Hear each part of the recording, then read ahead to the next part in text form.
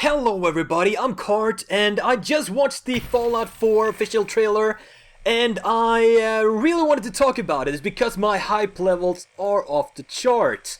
I've been a big fan of the Fallout series for a long time, so I'm gonna go through some key scenes from the trailer and talk about it, and I'll go through some speculation and what I want to see from the next Fallout.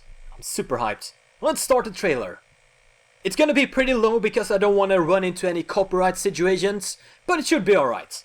Because this is like a discussion, review, and all that good stuff.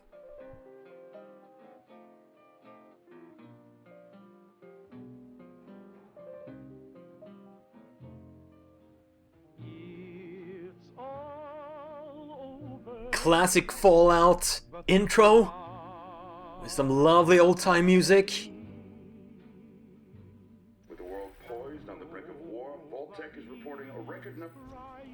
And I'm gonna pause here, because that was pretty interesting that there's like a flashback. I'm assuming that's because they want to draw in like new fans of the series who don't even know what it's all about. But it could also be that we have some flashbacks in-game or simulations or something. Because, well, I'll talk more about that later. And we have Dogmeat. Or what I'm assuming is Dogmeat, a trusty companion that has, well, he's been around. He's been around in pretty much all of the games, except in Fallout New Vegas, where the trusty dog in the game was called Rex. But he's been Dogmeat in all the others. Well, hopefully we'll get the old moniker back for this guy. Folks, it seems we've got some breaking news. Stand by. A Mr. Handy serving the old-timey home.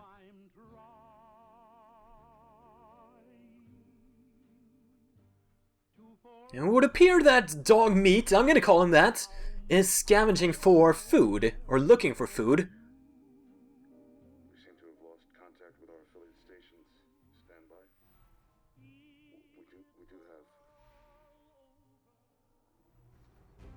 We do have coming in confirmed reports of nuclear detonation. Now you'll notice there that Dogmeat ran out the door. There was no like loading scene. I'm assuming that's probably just because it's a cinematic. But I would like to see more houses be a part of the world and not have a separate loading screen. Because that can be pretty annoying when you go through like 10 deserted houses in a wrecked town. So I'm hoping that's gonna be a thing that happens. Just like in, say, The Witcher 3. There's no loading screen there. Continuing on. War never changes.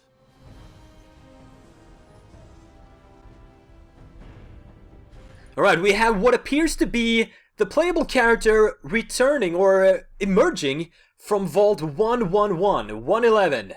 And that is significant because we're going back to the Vault as a main character. Because in Fallout New Vegas we had the Courier. And it's a throwback to the old formula, I guess. And Vault 111 is quite interesting, to me at least, because back in Fallout 3, yeah, Fallout 3, there was a Vault 112, the adjoining vault, numerologically, that was the Tranquility Lane virtual reality simulator. It had that in it, and that's where your father got stuck, if you remember. And that was basically a simulator of the old times. So maybe, just maybe, there might be something related to that in the game. Or maybe even in your starting vaults. Who knows? Might be something to look out for. There's also this other theory I just got into my head. It's that the reason there's been flashbacks in the beginning might be because this is going to be more of a scripted storyline, I heard. So maybe that's why the flashback is there, and maybe that's why Dogmeat is actually in that house. Because he recognizes his master's scent on that crib. Mind blown! Maybe Vault 111 has some sort of either cryogenic or some stasis pod or something, and maybe you actually are that little baby in the beginning, in the flashback there, and you actually wake up like 100 years later and emerge from the vault like that. Or a few, I guess 2 decades before you wake up and grow up and then you leave the vault. That could be a really good plot device. And that would also explain why Dogmeat is sniffing around that crib. He's looking for his friend and master that we're gonna see later on in the show. How do you think about that theory, guys? I think it could hold water.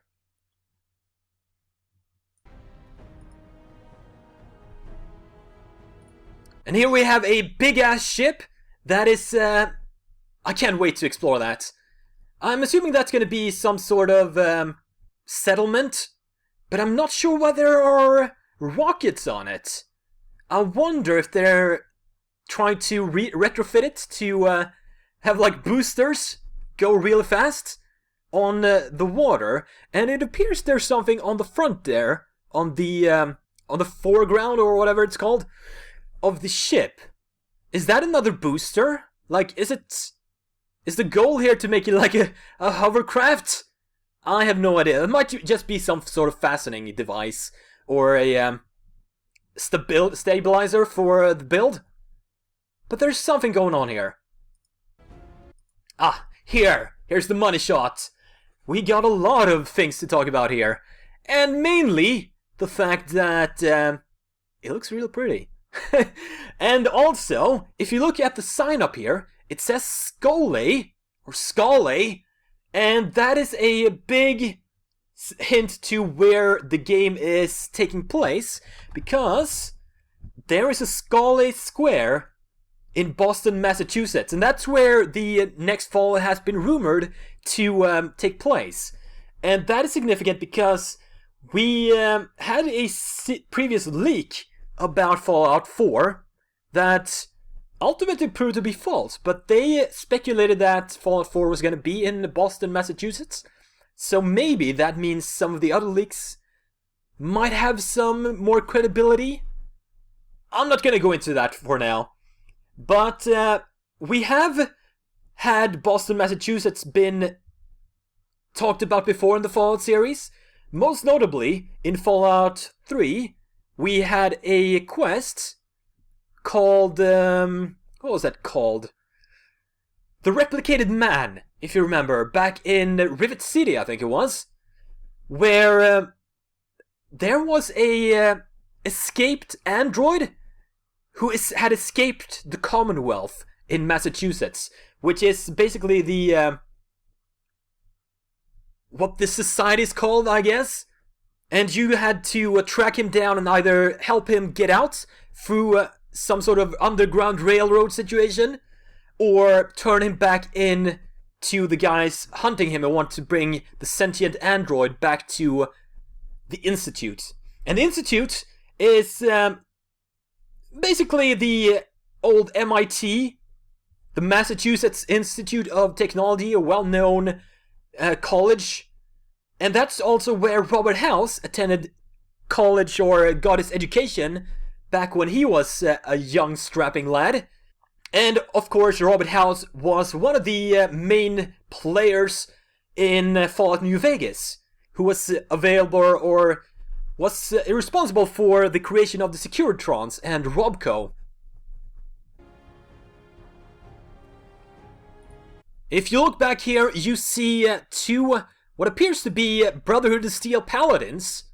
Or maybe, actually, that guy might... We got a Brotherhood of Steel Paladin in the foreground, but in the background, that actually might be a super mutant. Walking side by side with a Brotherhood of Steel Paladin. That's quite something, if I'm seeing this correctly. The other guy doesn't look to be wearing a power armor. That's why I'm thinking that. It's kind of unclear, but basically, it appears that the Brotherhood of Steel have a more open relationship in Boston, Massachusetts, in this game than in the previous games. In Fallout 3, they were sort of like separate, very separate.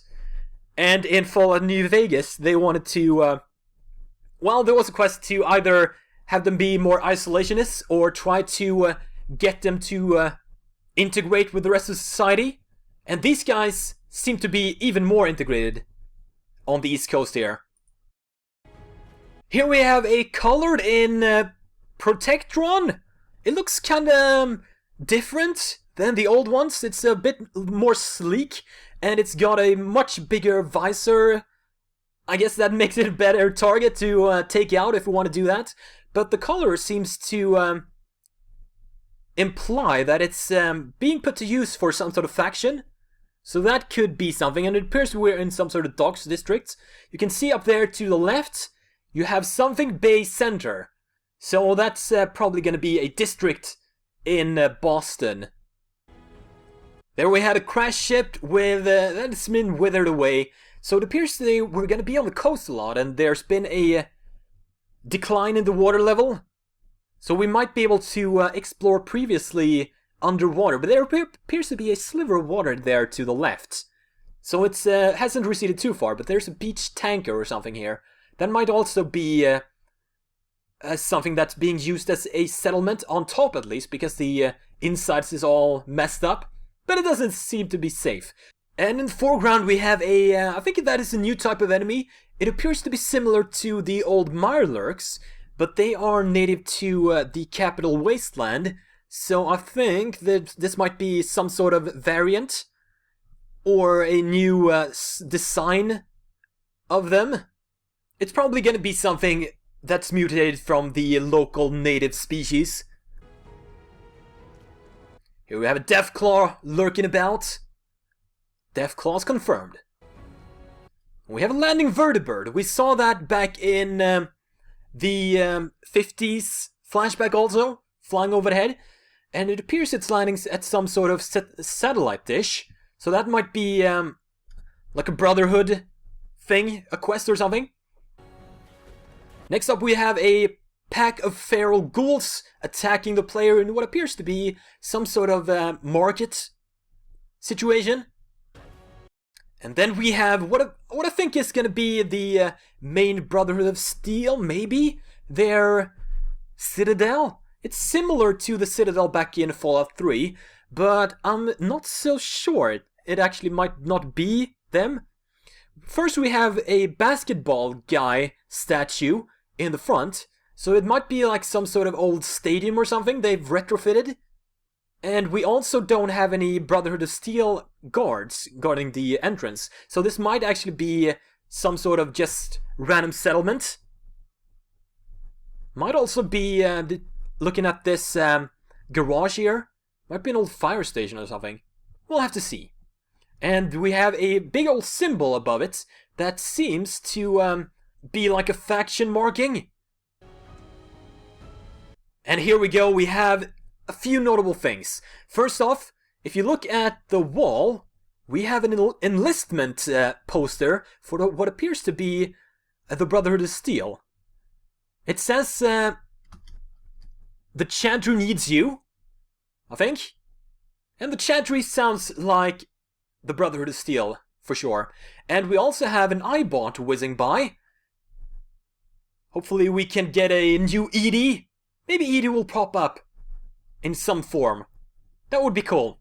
A throwback. We also have a guy with a baseball bat here. In front of what appears to be a shop called Swatters. So that might be like a shop specializing in melee weapons. We also have Diamond City.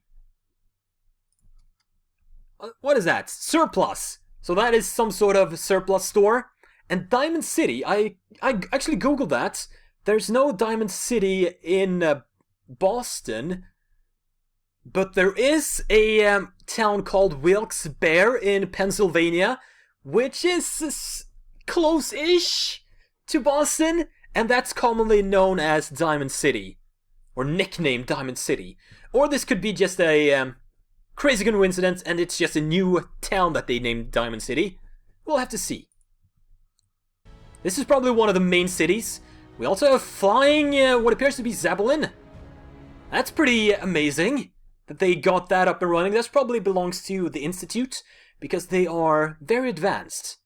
They got all types of stuff besides androids. They have fully aware AIs and stuff. So they could probably build a flying spaceship or airship. And I'm sure this statue, anyone know where it's from? Let me know in the comments below. We have a Brotherhood of Steel Paladin looking out over the city. And this is quite a non-run-down part of the city. So maybe that's like some place they've restored. A neighborhood or something. And there we have the nuclear flash. People dying on top of what appeared to be either a missile silo or a vault. And here we have the money shot, I think. Dog meat coming back to a garage. We have a power suit armor being stored for maintenance.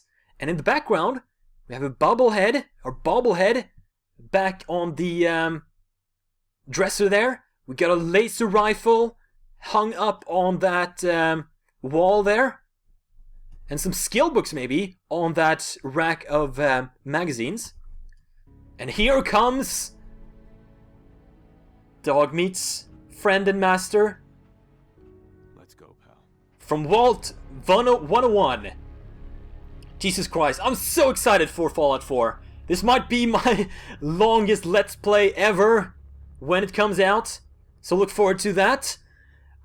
Things I want to see happen. I think one of them might be ruled out right off the bat because of the Vault 101 character being sort of locked, I guess. But I would like to see more character creation options. Say maybe you could play like a ghoul or a super mutant. Maybe have some sort of bonuses and penalties, like more strength, less charisma for a super mutant or something like that. But I guess that's out because of the set background. They probably wouldn't allow ghouls and super mutants back in vaults. The second one is, I touched on it recently in the beginning, having less loading screens when you're exploring smaller areas like houses, derelict houses. That would be really good. And I'm really happy about that they have so far only announced Fallout 4 for current gen. So we got PC, Xbox One, and PS4. I'm very happy about that because even back when they were making Fallout New Vegas, they had to make concession in the development to make sure it ran on Xbox 360. So if they were gonna do that now, that would have been very, very bad for performance. They'd have to make a lot of concessions. One of the big ones that I heard of is that the city of New Vegas was originally supposed to be one huge area, but because of hardware limitations in the older consoles, they had to split them up in actually, I think it's like 4 or 5 different subsections. And that's a pain in the ass when you're have to run through them all. I saw that on the PC, of course, through mods. I made it into a big area again and added map markers. So that's solid for me, but I don't like having concessions made for older hardware like that. It appears they're learning from that. Also, I'd also very much like them to check out which mods were popular back in Fallout New Vegas and Fallout 3 and try to implement them into Fallout 4. So like, more companions would be great. I wasn't a fan of having like one companion. I'd rather have like 2 or 3. That's even more... I think that's more balanced. I like that a lot more. And having companions chime in on different goings-on in the gameplay. I didn't like the whole karma thing in Fallout 3 that you could have like... If you were good karma, you could only recruit some, and you couldn't recruit some companions. That kind of sucked. And I also would like to see them flesh out the karma system a bit more. So like, For example, in Fallout 3 there was an option to nuke a settlement and kill them all. And if you had done a lot of good deeds before that, and after that, it didn't really matter if you just nuked a town of innocent people. You were still considered like a messiah of the wasteland. And that's kinda unrealistic, isn't it? So, that's all I got for now. Let me know what you think about the trailer and what your hopes and dreams are about Fallout 4. And if you are interested in watching me do a longest Let's Play, it might be like 500 episodes plus, who knows?